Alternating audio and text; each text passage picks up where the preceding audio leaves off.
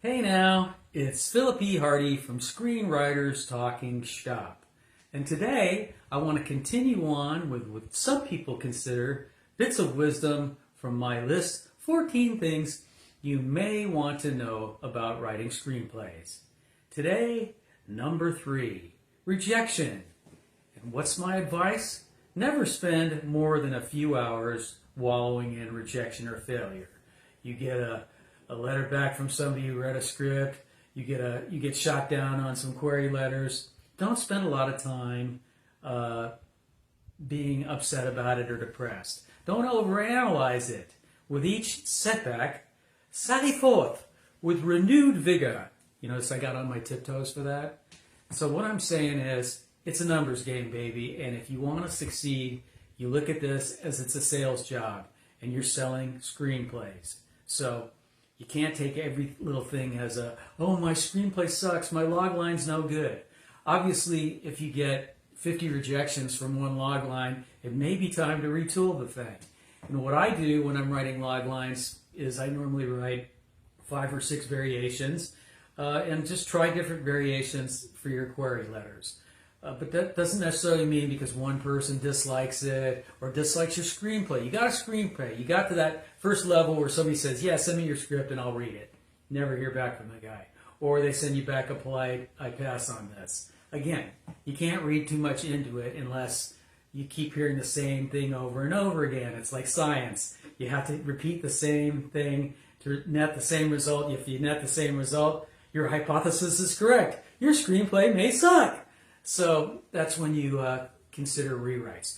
But conversely, just because you send your screenplay to Austin Film Festival or Page Awards or another one of these contests, and their reader goes, well, I think you need to do this and you need to do this. A couple years ago, I submitted Murder Go Round, which is a sort of film noir juxtaposed with modern procedural detective story. And it's about, I think it was 60, the original one was 62 pages. And the reader for, I think it was either Story Pros or one of them, sent me back a thing saying, wow, I really dug the screenplay. You know what? It could actually be a few more pages. So I said, okay, what the hell? I think I wrote an extra 2 scenes and I extended that screenplay to, I think now it's 66 pages. So that one I said, okay, well, the guy likes it. He liked it so much, he wants more pages. God, how often does that happen? So, in any case, what I'm saying is, spend time sending out queries, because that's what's going to get the job done. For example, I'm in the process of receiving results. I sent out some queries over the weekend, 65 of them, I think, and sometimes it takes weeks to hear back from any of these people. I've gotten 2 responses. One was, what the hell? How dare you send us an unsolicited query, right? I got that kind of letter. Then, another outfit that does a lot of work with Lifetime and some of the other television networks doing those type of thrillers, they actually sent me back a thing saying, go ahead, send them the material, here's the release form, okay? So that's out of the first 2. I'm batting 50%, right? So what I'm saying is, it's like getting back to my original statement, you got to kiss a lot of frogs before you find your prince. Did I say that? I'm getting old and I forgot, but I think I said it. So in any case, remember, don't take it personal. It's a numbers game. And if you're doing contests and you get back, let's say you didn't make it to the semifinals of the Emerging Screenwriters or the Page Awards or Austin Film Festival, but don't take it personal.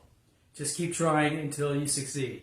And listen, you're competing. When you do those festivals and contests, some of the bigger ones, Austin Film Festival, on the average, as far as I know, and they still do, got about 10 to 11,000 submissions, or even 9,000. Think how many people you're competing against. So I've read a lot of people lately, over the past couple of weeks, I've seen at least 10 writers that say they got a second rounder. Okay, hey, at least you got a little recognition. Be happy.